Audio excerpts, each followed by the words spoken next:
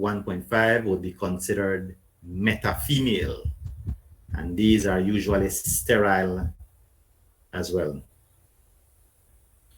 Take a look at this other one here. It has 2 X chromosomes, but abnormal, with 3 sets of autosomes. So 2 divided by 3 gives us a ratio of 0.67. Any fruit fly with this particular ratio will be considered an intersex, and is usually sterile as well. Intersex because remember that females, normal females are 1, and normal males are 0.5. So this 0.67 would fall somewhere in between male and female, so they are considered intersex. They are usually sterile. Look at this last one. 2 X's and a Y and 2 A's. Your ratio of X to A, 2 divided by 2 would give you 1, and so that would be a normal female despite the presence of that Y. That Y has absolutely nothing doing there. That would be a normal female. All right, so even though you see that Y there, and so you might tend to think, all right, that must be male. No. In fruit flies, the sex is determined not by the presence or absence of the Y, but rather by the ratio of the X chromosomes to the number of sets of autosomes. All right. It says here, intersex fly is neither male nor female. They vary in appearance and have complex mixtures of male and female attributes for the internal sex organs, and these flies are sterile. That's the intersex, those that would be in between male and female, having a ratio of around 0.67. And go ahead, Shan. So you see how you just said sex ratio, like how we have XX, XY, the intermale and the normal female. So they have a difference in the appearance. Like no, you won't see a very difference much in the differences appearance. that you could tell. Mm-mm. So you wouldn't be able to tell that what that XXY. So just not from their phenotype. okay. All right, so fruit flies use this particular system, the XA ratio, to determine their sex. But you also have nematodes, all right, that use this same system in determining their sex. All right, so sex determination in nematodes. These nematodes are a popular tool for geneticists because an adult has only a few thousand egg cells. Also, the development from an egg to an adult takes only a little over 2 days. There are 2 sexual types, hermaphrodites and males. All right, so no straight females, no females in these nematodes, hermaphrodites and males. So most individuals are hermaphrodites. These have both ovaries and testes, and they make sperm when in the larval stage and store the sperm during development. So these are able to self-fertilize, all right, hermaphrodites. But you also have cross-fertilization taking place, whereby the males can fertilize the hermaphrodites. All right, so here you have the hermaphrodite, which is XX. All right, if you notice there, excuse me. And here you have the males, which have only 1 X. All right, so take note that no Y plays any role here in determining whether this individual would be male. It's just having 1 X. All right, because if you look at this, having 1 X and a normal number of autosomes, this would give you a ratio of 0.5, which would make this male. All right. In the adults, the ovary produces eggs that are fertilized by the stored sperm. So self-fertilization produces mostly hermaphrodites, and only 0.2% would be males. Males can fertilize hermaphrodites if they mate, and the progeny results in 50 to 50. So 50% would be males and 50% hermaphrodites. And the reason for that is because the sperm from that male have a competitive advantage over stored sperm. All right? So sex in this diploid organism is determined by the ratio of the X chromosome to autosomes. XA ratio as seen in the fruit fly. So if you get a ratio of 1, that means that this nematode would be a hermaphrodite. And if you get a ratio of 0.5, then that means that this would be a male. Is that understood? So for fruit fly, a ratio of 1 would be a female, but here in nematodes, since there are no females, a ratio of 1 would be hermaphrodites. And in fruit fly, a ratio of 0.5 would be males, and here in the nematodes would be the same. 0.5 would be males. All right? Is that understood? This particular sex determination system. So remember that this is genotypic, right? So it depends on the genotype of these organisms. So it has to do with the number of X chromosomes to the number of sets of autosomes. So this is genotypic. Any questions? All right, so we move on. It says we're still on the genotypic sex determination system. So we're looking at B now. So remember, A was the X to A ratio that occurs with fruit flies and these nematodes. And the second one under genotypic sex determination system is chromosomal mechanism of sex determination. And this is the one that we as human beings fall under.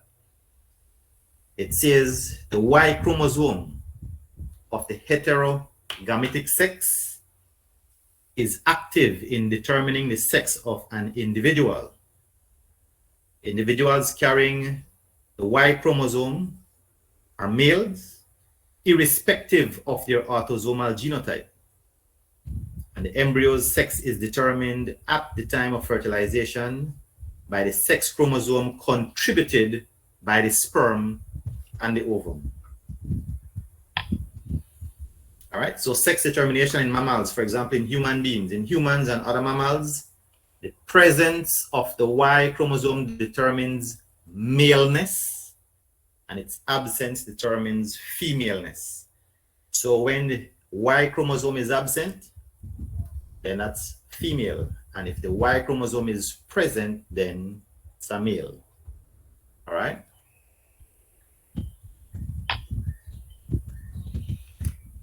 Non-disjunction can produce exceptional XO individuals that have an X but no Y chromosome. All right? In Drosophila, these X flies with only one X are male if there is a normal set of autosomes. All right? So having a fruit fly with only one X would be a normal male. But if you have a human being or a mammal that have only one X and no Y, then you know that something is wrong, right? That is because of non-disjunction. In humans, an individual that has only one X, all right, with the normal 2 sets of autosomes are usually female. Female because there is no Y. And we said that the absence of the Y determines femaleness. Here we have a particular situation, right? So this XX would be a normal female.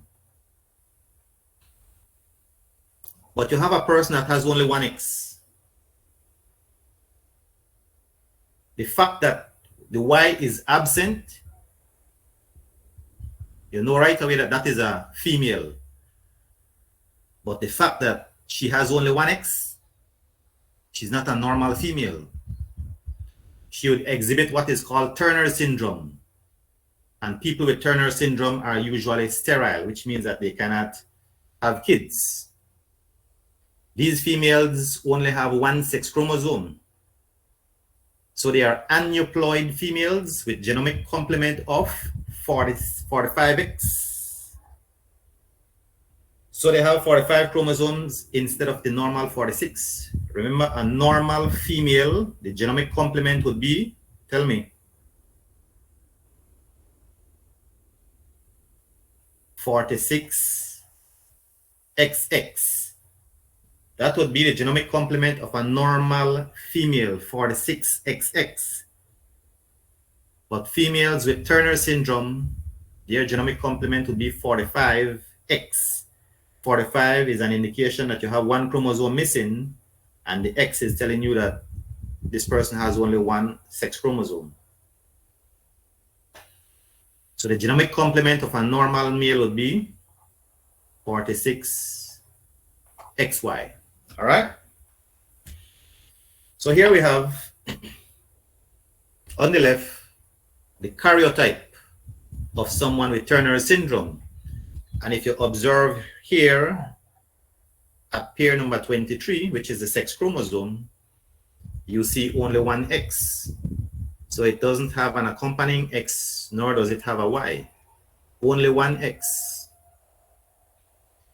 So females with this particular condition have Turner syndrome, and some of the